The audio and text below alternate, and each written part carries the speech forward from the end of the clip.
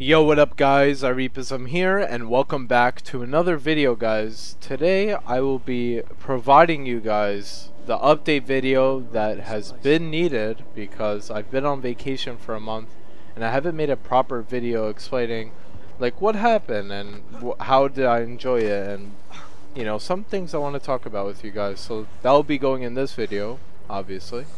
My last Smite video that I uploaded, I kind of like briefed you in that I was going to make this video, and the reason I didn't make it in that video is because I was playing Smite. It was a live commentary, so at the same time of wanting to talk about things, I needed to elaborate on the gameplay and focus, so I'm not on the death screen the whole video. Still having issues with that, you know. Even doing YouTube for this long, it's still very difficult for me to maintain a commentary over games like that where it requires a lot of concentration. I know there are some YouTubers I watch that can do it pretty well, but you know, they're better than me at doing it, clearly, because they can do it, right? But yeah guys, what a life-changing experience over in Jordan and Palestine, these two countries in the Middle East. What an amazing experience, I'll tell you. A lot of people assume the worst in those areas in terms of like there's a lot of problems and you know there's a lot of violence and stuff, and that is true, but in the areas I went it was relatively peaceful. There's no issues. I didn't see any issues in the specific parts of Palestine I went into. And if you have no idea what I'm talking about, Israel and Palestine are kind of in a it's not really a war, but I mean, there's a lot of issues, I guess. So, I don't know. I don't want to get into it this video. I am neutral. I don't want to not take any sides. But there was not a lot of problems there. I don't want to focus on that part. I want to focus on my experiences. Some of the highlights of my trip were really visiting these places for the first time in Palestine, and essentially seeing my family like and how they live really was an eye-opener to me. Basically we were invited a lot to my family's house, bunch of cousins, bunch of aunts and uncles that they would invite us to eat at their house. It's kind of an Arabic thing where you just invite people constantly every single day, invite them to your house, have a dinner, talk, watch the game. The soccer or European football is very big there, guys. Almost every place you go where there's a TV that is playing, everyone's cheering for their favorite team. The atmosphere is great. We went to a lot of coffee shops and bars. There's a lot of hookah places there. It's very big there. So we went to a lot of those lounges, and long behold, there was a game playing, and I actually got into European soccer, I'm not gonna lie. I was following those games, and they're really, really interesting actually. I never was a big sports guy. This is the first sports I'm really enjoying for the first time. I tell you guys, a lot of people have like they feel negatively about sports, but it is pretty entertaining. Like the goals take so long to happen sometimes, so it's like when one actually happens, it's so hype, especially for a team that you're rooting for. It's very hype. And also, one other thing to point out about that is that there's like a lot of skill involved in getting that goal, because it seems like it's very difficult to get that far with the soccer ball.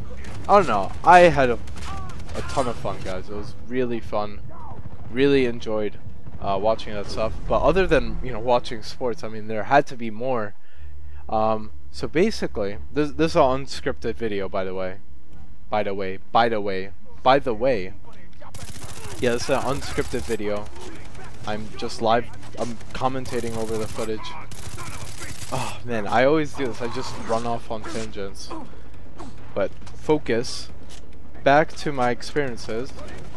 I had quite the time visiting my family, and I'll tell you why. My grandma, she lives in her own house, and she like is self-sufficient. She does everything herself. She actually makes her own soap, guys. Makes her own soap. Talk about that kind of skill set. It's, again, like I said, it's a very different way of life. Like, make soap. What does that even mean to an American? Like, making soap, or anyone like in other countries. It was kind of weird to me at first, but then I realized, like, that is so incredibly cool. The things we take for granted here, like washing your hands, being sanitary and hygienic, you know, how does it work? How do you act? What's actually being put on your hands that cleans it, like really deep down? And my grandma, like, she makes soap, and it's it's really cool. Yeah, other than grandma making soap, it's kind of hard to highlight everything. I'm gonna go off on a tangent here, but it's kind of hard to highlight everything that's been happening. Anything that comes to my head, it might be insignificant part of the trip, but anything that comes to my head, I just think that's good enough to say in this video. But again, like I've said, in my future content, there will be time where I just bring up these stories, so look forward to that. Not everything will be in this video because it'll be too long, honestly. If I sat down and listed all my experiences, it'd be too long. But I'm just going with the flow. Whatever comes to mind, I'll just talk about. So yeah, other than my grandma making soap and being self-sufficient, having a great time, and being invited to family's house. I don't think I covered that.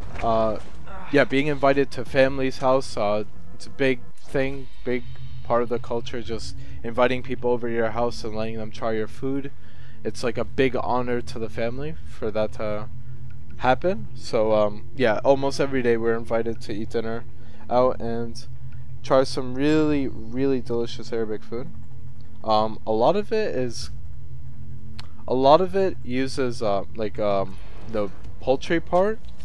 Well, the chicken is used a lot, but also it's very vegetarian. Like, we use a lot of leaves and rice, and these kind of things are very popular with Arabic food.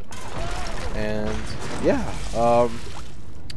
now there's one thing that I know I definitely want to talk about, and essentially it was one of the highlight of the trips. Going to the Dead Sea.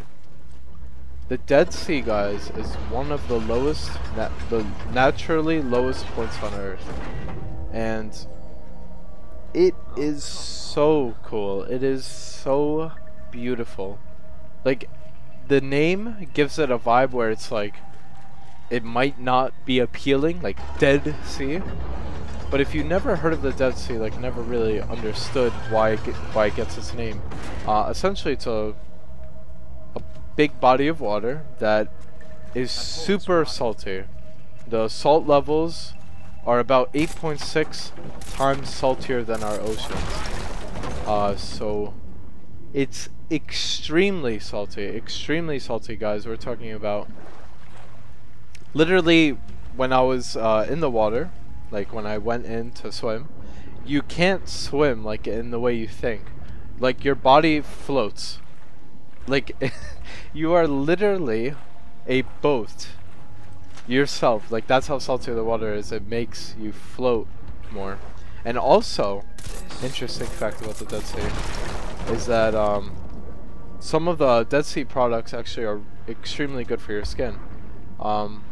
I had a few pimples on my back and my arm, and like they went away. Like, it's incredible healing stuff, and I'm not afraid to say that. Like, I mean, I'm not ashamed to have that kind of stuff. I mean, it's normal. But yeah, it's extremely cool. The Dead Sea, I collected rocks, and I got this Dead Sea mud that's like you apply to your skin and stuff, so that was really cool. Just such an beautiful place. Like, again, I have pictures on Twitter of that place if you want to check it out. And yeah, I think that's about it. I really hope that you enjoyed this video, guys. It was a lot of fun to make. And yeah, I will see you guys in my next videos, where I will be focusing on YouTube a lot more than I used to. I want to put more effort into my videos and upload more regular content for you guys, because I realized, like, after doing this for so long and being there, that I am doing pretty well with YouTube, like in terms of my other channel and this one. It's not bad, and I could really take it somewhere if I want to, and I never really took it anywhere. I just kind of left it. But YouTube paid for my trip there, so I mean, there's a lot to thank with that. Like, I mean, I have to consider it as a career path, or you know, a somewhat career path. I don't wanna do YouTube as my main job forever. You know, like I wanna be a programmer when I grow up still. That hasn't changed. But yeah, guys, again, I rambled. We will talk about this in other videos. Thanks so much for watching, and peace out now. The only thing I found was this ring. I bet it fits on the compass. Oh, I don't know, go on, stick it in then.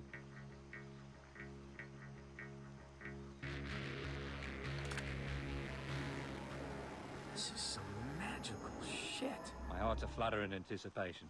I'll see you around, Jace. You know where I'm supposed to go, don't you? Oh, mate. Just know where you're headed.